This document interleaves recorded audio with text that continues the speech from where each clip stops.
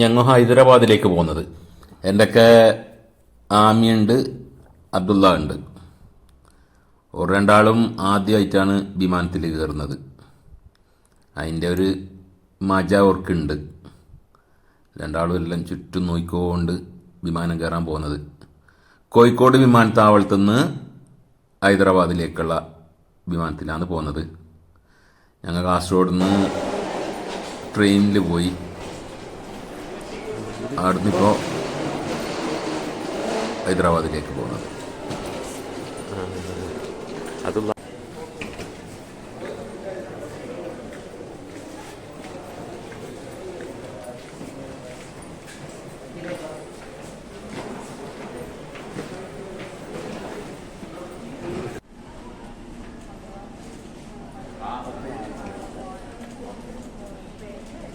ഓരോ വിമാനത്താവളത്തില്ല, ഓരോ സമയത്ത് തന്നെ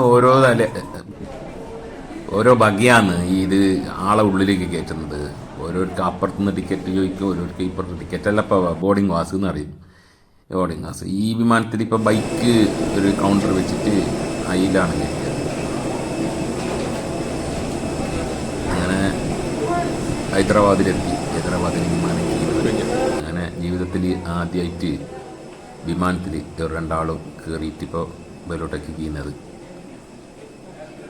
അവിടുന്ന് ഞങ്ങളെ കാത്തിട്ട് ഡ്രൈവർ ഉണ്ടായിരുന്നു. ഞങ്ങളെ മൂന്നാളെയും കൂട്ടിക്കൊണ്ടുപോകാൻ ഡ്രൈവർ അവിടെ കാത്തിക്കുന്നുണ്ടായിരുന്നു. മൂന്നാമത്തെ പില്ലറിൽ നിങ്ങൾ വന്നോ, ഞാനവിടെ ഉണ്ടാവുമെന്ന് പറഞ്ഞു. ഹിന്ദി അറിയുന്നു ഡ്രൈവർക്ക്, ഞങ്ങൾക്ക് ഹിന്ദി ഒന്നും അറിയില്ല. ഇവർ രണ്ടാളും ഹിന്ദിയിൽ പറഞ്ഞിട്ട് അവനോട് എല്ലാം മനസ്സിലാക്കിയതാണ്.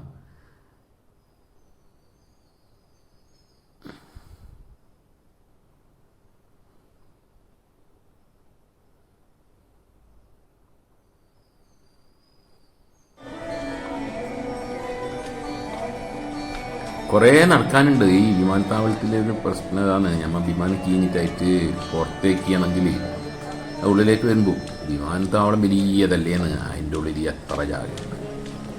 കുറച്ച് ജാഗയിൽ ഇങ്ങനെ യന്ത്രത്തിൽ പോവാം, അല്ലാണ്ട് ഇനി നടന്നിട്ട് തന്നെ പോകണം. ഇത് വലിയ ഗുണം തന്നെ, നടക്കുന്ന കുറേ കുറയും.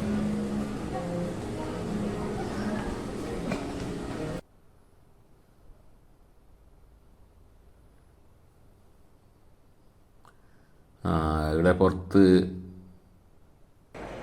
3-ാം നമ്പറിൽ തൂണിൽ നമ്പർ എഴുതിയിട്ടുണ്ട്. ഇവിടെ 4, 3 അങ്ങനെ 3-ൻ്റെ അടുത്ത് ഇവർക്ക് ഡ്രൈവർ വരും എന്ന് പറഞ്ഞിട്ടുണ്ട്.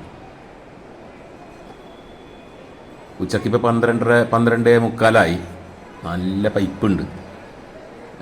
ഈ കോഴിക്കോട് വിമാനത്താവളത്തിൽ ലോഞ്ച് കിട്ടിയിട്ടില്ല. എന്താ പറഞ്ഞെങ്കിൽ ഈ ഞങ്ങളെ ഇൻഡിഗോ വരുന്ന ആടെ ലോഞ്ച് ഉണ്ടായിട്ടില്ല. ഞാൻ ഉള്ളിൽ കയറിയിട്ടായിട്ടാണ് സംഗതി അറിയുന്നത്. പിന്നെ ആടെ വലിയ തീ പിടിച്ച വിലയല്ലേ. അങ്ങനെ എന്തോ തൽക്കാലത്തേക്ക് പൈക്കുന്നതിന് തിന്നിനി. ഇനിയിപ്പോൾ ഇവിടുന്ന് നല്ലൊരു ഹോട്ടലിലേക്ക് പോകണമെന്ന് പറഞ്ഞാൽ ഇതാ ഞങ്ങൾ കാറിൽ കയറി. ഇപ്പോൾ പണ്ടത്തെ ഹൈദരാബാദ് നഗരമല്ലേ, ഇവിടുത്തെ എല്ലാം പഴയ കെട്ടിടങ്ങളെല്ലാം ഉള്ളത്. അതിലിങ്ങനെ പോകുന്നുണ്ട്.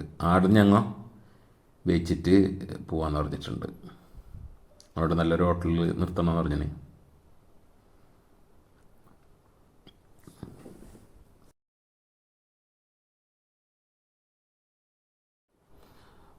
ഒരു അടിപൊളി ഹോട്ടലിൽ നിന്ന് നല്ല 1-ാം നമ്പർ ഹൈദരാബാദി ബിരിയാണി വെച്ച് നല്ല സൂപ്പർ അവിടെ ലെമൺ ടീക്ക് 90 റുപ്യുണ്ട്. ഒരു ലെമൺ ടീക്ക് 90 റുപ്യ മാത്രം. ബിരിയാണിക്ക് ഒരു ഫാമിലി പാക്കിന് ഒരു 7-8 ആൾക്ക് തിന്നാം. അതിന് ആകെ 720 റുപ്യ ഉള്ളൂ.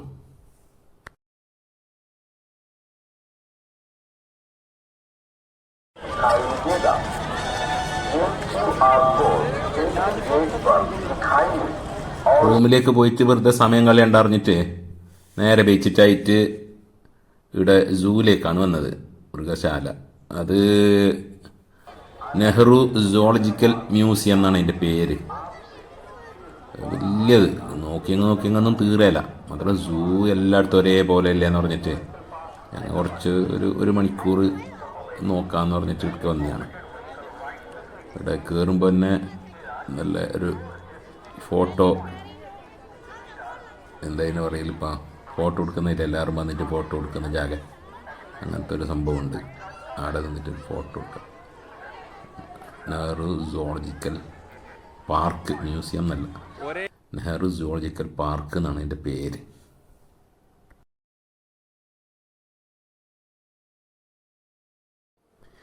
കയറുന്നിട്ട് തന്നെ വലിയൊരു മാപ്പ് വെച്ചിട്ടുണ്ട്. മാത്രം അത് നോക്കിയിട്ടൊന്നും ഉള്ളിൽ എയിലെ പോയിട്ട് എയിൽ വരേണ്ടതൊന്നും മനസ്സിലാവുന്നില്ല. ഈ സൂലൊരു ഇത് കണ്ട എൻ്റെ ഒരു പ്രശ്നം കണ്ടത് അതാണ്. ഇതിൽ പോയിട്ട് വേറെ വരുന്നത് എയിൽ പോയിട്ട് വേണമെങ്കിൽ എയിൽ വേണമെങ്കിൽ വരാം. ഈ എൻട്രി എക്സിറ്റ് എന്ന് പറഞ്ഞ് വേറെ ഇല്ല, അതൊന്നുമില്ല. ഇത് കണ്ടില്ലേ, നല്ല അടിപൊളി ഒരു സ്റ്റീലിൻ്റെയും തോന്നുന്നുണ്ട്. ഒരു കുഞ്ഞു മരവും അതിൽ മേലെ മൃഗങ്ങളെല്ലാം. ഈ ഞങ്ങൾക്കിവിടെ ഒരു പ്രത്യേകത തോന്നിയത്, ഇവിടെ മൃഗങ്ങൾ, പക്ഷികൾ, അതിനപ്പുറത്തെ ഈ സ്ഥലമാണ് നിറച്ചും മരങ്ങളും പാർക്ക് പോലെ നല്ല പാങ്ങുള്ളത്. അതാണ് ഇവിടെ നിറച്ചും വെള്ളവും ഉണ്ടാവേ. എല്ലാ സ്കൂൾ കുട്ടികൾ കുറേ വന്നിട്ടുണ്ട്. ദിവസവും ഇങ്ങനെ ആയിരക്കണക്കിന് ആൾ വരുന്നുണ്ടാവുമല്ലോ. നല്ല പരിപാലിച്ചിട്ടുണ്ട്, നല്ല വൃത്തിയും എല്ലാം ഉണ്ട്. അതിനൊന്നും പിന്നെ വലിയ ബുദ്ധിമുട്ടൊന്നുമില്ല.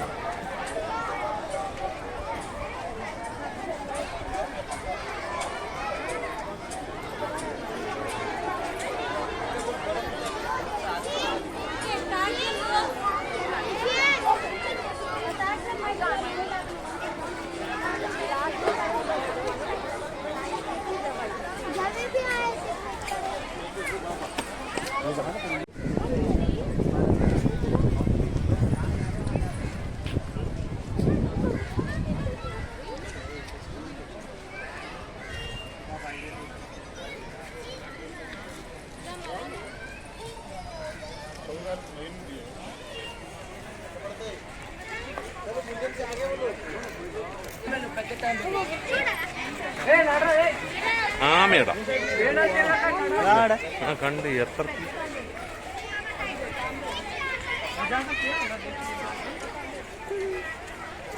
ഞാൻ നോಡ್ಕೊಂಡು ನೋಡ್ತೆ ಗ್ಲಾಸ್ ಕೊಂಡು ಸಾಮಾನು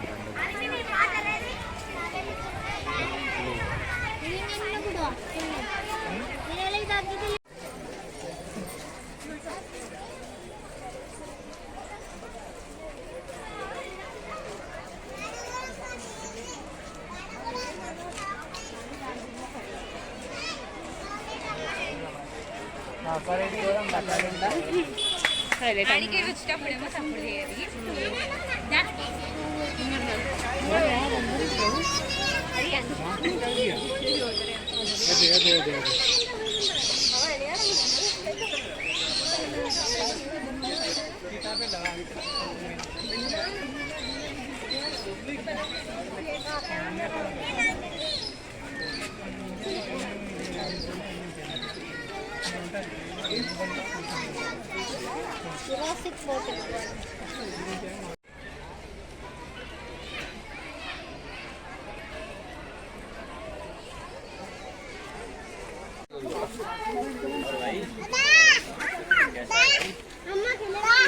बंद कर दीजिए सर अधिक अधिक बंद अधिक करे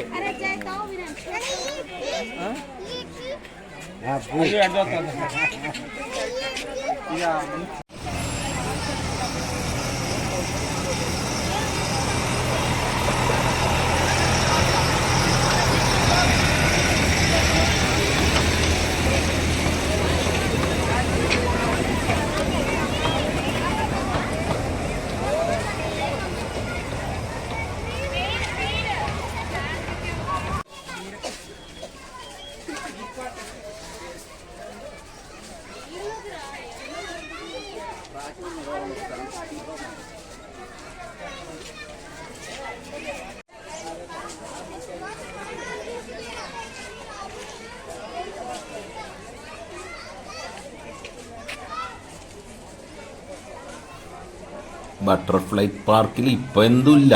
അത് കുറേ ഉള്ളിലോളം പോയിട്ട് വെയിലോട്ടേക്ക് വന്നു.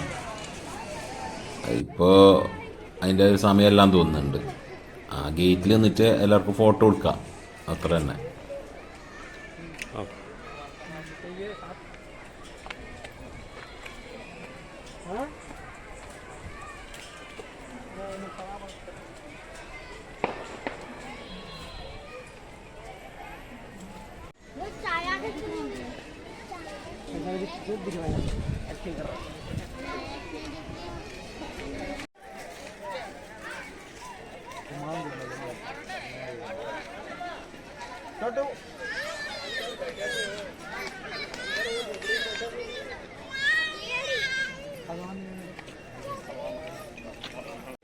എന്തറിയോ മറ്റവനെ വിളിക്കാൻ കഴിയാൻ ഞങ്ങളാരും ഫോൺ വാങ്ങി പ്രശ്നമില്ല.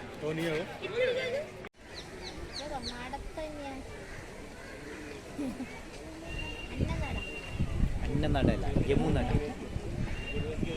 അതിൻ്റെ ഇടയിൽ somebody calling.